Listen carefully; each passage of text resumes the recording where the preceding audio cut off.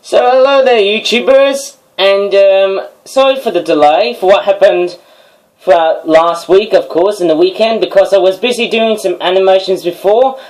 And if you want to check out these animations, I'll put some end screens on the video from the end right now, but let's just go ahead and do what this video is all about. It's going to be all about 3 toys, and this is going to be really special. And if you remember, you know, I've been looking at Marvel stuff recently, and guess what? I've actually tried to mash up a bird alongside with the Hulk, the Incredible Hulk.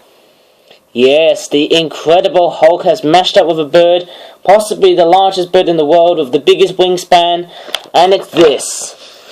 It's the Incredible Hulbatross. It's a bird toy, and it has a very astonishing, let me do a jump cut, price of £55.97. That is extremely, I mean, I would literally say it's ludicrously expensive. Now before I start this toy review, there is also something freaky I want to show you. And while we're speaking about Marvel, let me just go up towards my, my bookshelf over here. This is something really freaky. It's a daddy long-leg spider. Whoever thought Spider-Man and the Hulk would meet each other? But it looks totally amazing indeed.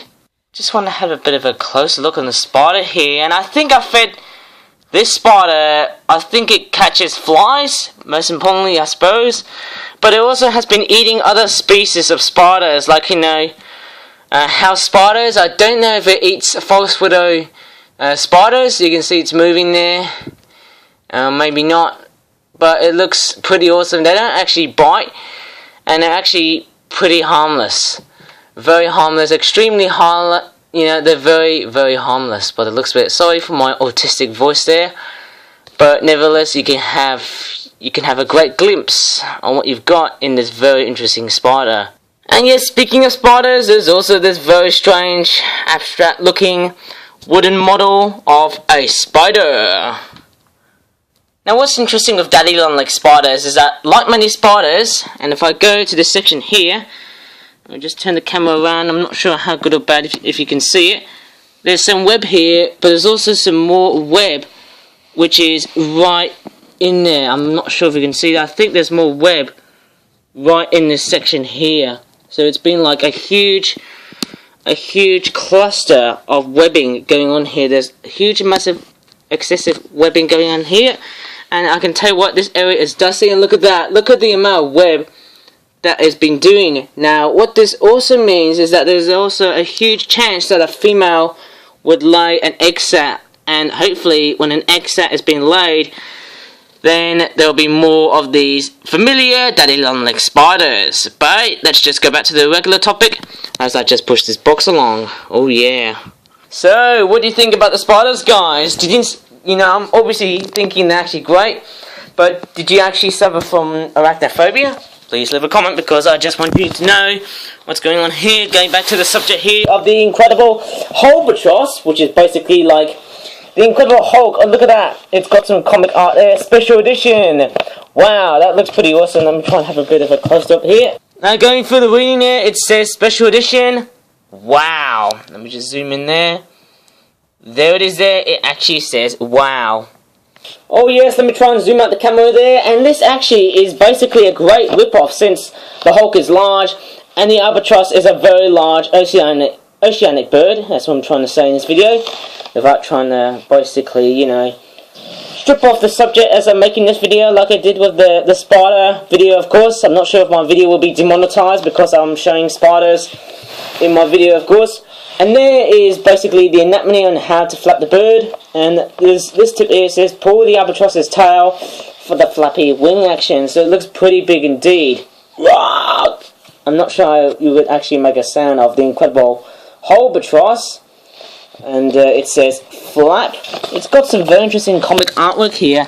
Now this could be a major reason why I'm getting so many references from this very familiar bird, which has a cross between a real species, which is based on a mutated wandering albatross, and a superhero from the Marvel Comics universe. So I'm not sure if Marvel would literally try and destroy this thing because I'm not sure if this is a copycat of what Marvel has been doing.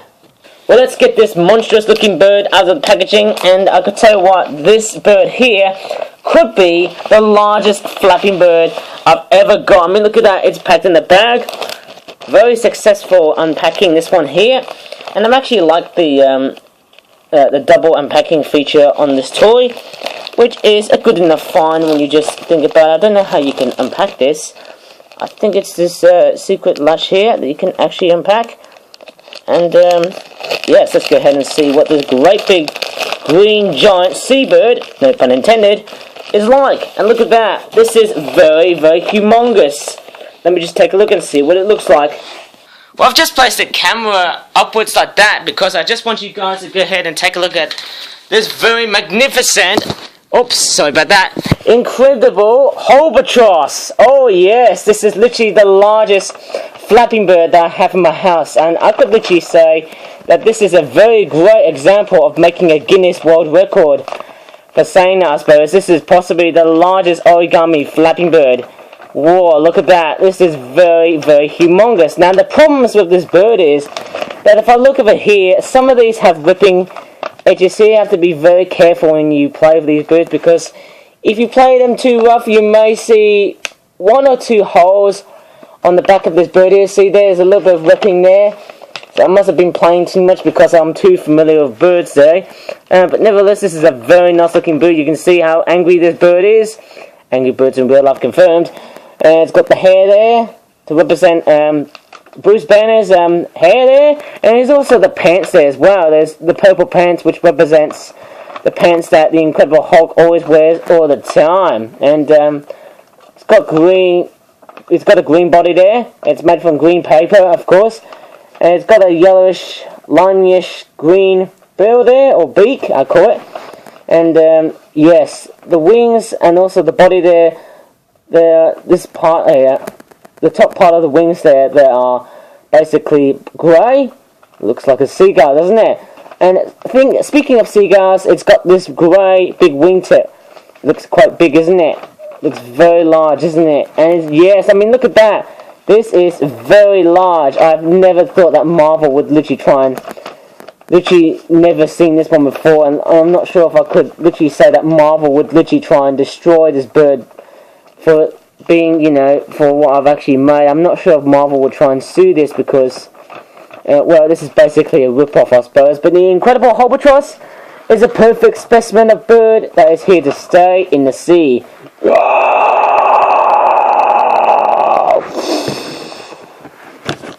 Well, it's time to put this very, very great big super bird, that's what I'm calling it.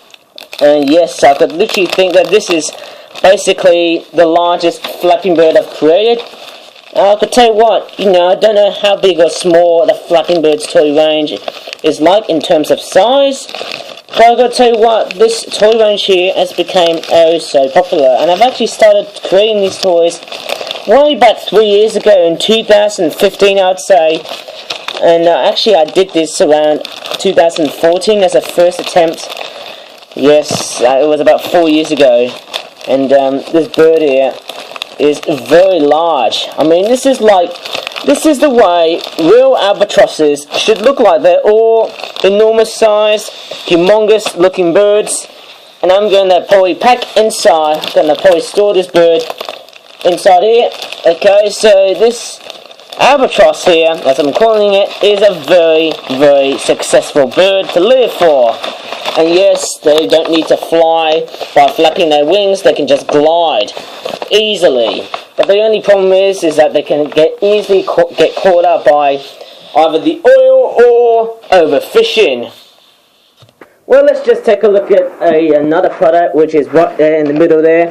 It's another one of these British wildlife collection toys. It's a mundane sort of toy in a sense, because we've got lesser black-backed seagulls versus popcorn trio bag, 12-pack.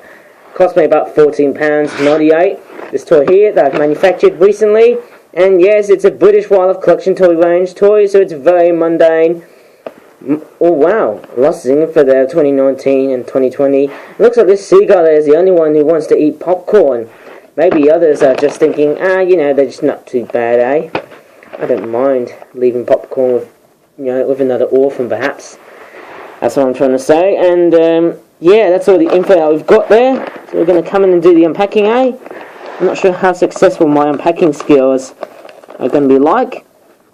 Hang on, let me try and check there. Silly Ivan, I didn't realise there was actually a rip there. And oh my god, this is not looking good. A nice little trick, wasn't it? Oh dearie dear. Let's try and get the seagulls out.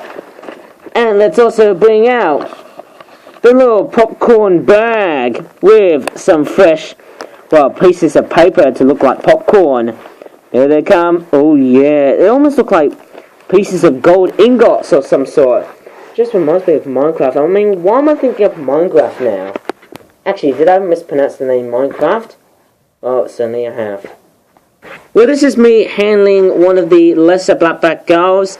This one here has a mouth. I don't know why it's got a red mouth there, but I mean, this is just not that realistic to me, I suppose. It's just a very... I mean, this just looks like some sort of bird that has a clown-like sort of effect there. Which to me, I don't know if it's good or bad, but it looks good, of course. And the feet are yellow. And the beak is yellow as well with the red smile there. The eyes, they look more like that. It's very different to the other seagulls I've made. They actually don't look like Wingull from the Pokemon there. The other seagull toys I've looked at, they almost look a lot like the Pokemon Wingull. Too much though. And yes, there's the other two there. And what's interesting about these two seagulls is that this one here has got yellow legs. And actually, can I have a look there? Yeah, it's got yellow legs and a yellow bill, but this one is more likely being used with a yellow colouring pencil. But these two here haven't got the smiley mouths, but they do look realistic. But also, plus, they've also got a much beautiful texture with the yellow. I think there was a Sharpie yellow neon pen that made it so easy to just make it look like a realistic seagull. Or is it semi-realistic? But hey, maybe you guys can tell me about it. And the most interesting thing about these birds is that you can make them into various amounts of poses here. I mean, look at that. Those seagulls are enjoying this very great big last bag. Or should I just say, very small last bag of popcorn after watching How to Train Your Dragon, The Hidden World. Well, yes, I'm just going to probably pack these birds. I suppose it looks pretty amazing, doesn't it, when you just start to see those lesser blackback gulls. I mean, we're just going to refill the freaking popcorn bag with those freaking ingots, which I don't know why they're called popcorns. Maybe I'm just stereotypically looking at it, which is pretty skeptical when you hear that. And speaking of flip-up toys, we push that aside. We've got another one of these trading card game products. It's a Dilophosaurus starter booster pack of 7 to 19 cards. But look at the price there, £12.98, so it's actually £11 a lot more expensive than, let's just say, the previous product I've looked at in another video. So let's do a Storm All Stars, which is the same I've looked at. And yes, there's a beautiful picture of a dinosaur there, which to me looks like the Pokemon Sceptile, if you can think about it. And there's 3 of these cards there, which contain the leaf-tailed gecko,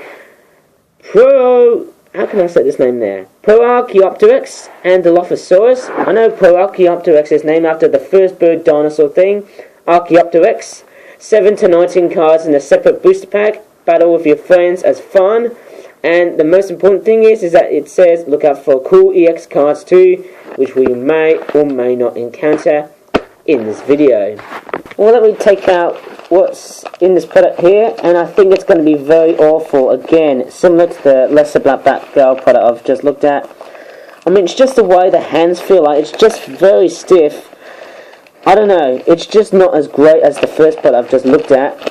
But the problem is that comparing to those Pokemon cards that I've actually got in another video which had Latios and the Transformers DVDs on it, these cards there, they don't have the stability of lasting longer than the real Pokemon cards, which is very different.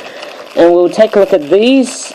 I'm pretty sure it looks pretty nice. It's looks like it's oh yes, it's got 3 of these cards inside there. It looks pretty nice indeed. comes with a leaf-tailed gecko card with, let's just say, a Proto-Archaeopteryx card. They just stuck together, and a Dilophosaurus card.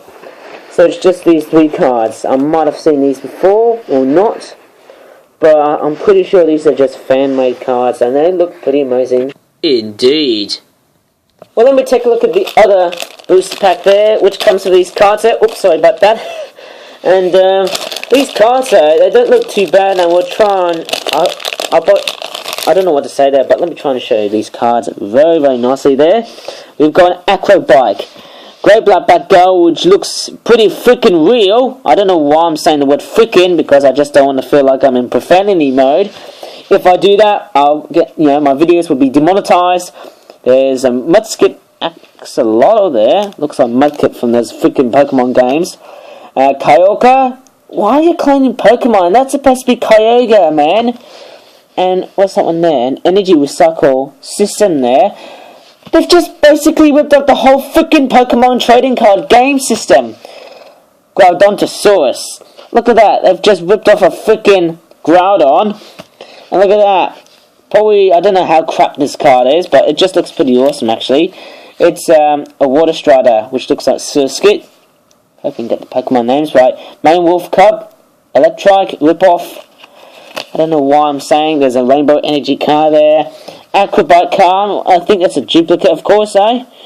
And we've got a Baby Balloon Whale sort of card there. And we've got an Adult Blue Whale card. And we've got 2 of these Kama Itachi cards. I've never expected duplicates of these cards to occur like that, I suppose. A random black rat, and behind is a Polynesian Rat EX card. Someone have just cloned the whole freaking Alone Eradicate card. And mind you, I actually did it so badly. Well, actually greatly, I suppose. Now, it's a bit of a close inspection here, and I'm not sure if you're looking at it, but as you can see there, you can just see the word Pokemon there on the bottom of this card there. And if I show you the Dilophosaurus card, this area here, it used to be called Pokemon, but it's now called Card, because I'm now using it in a different platform system compared to what the Pokemon cards are literally like.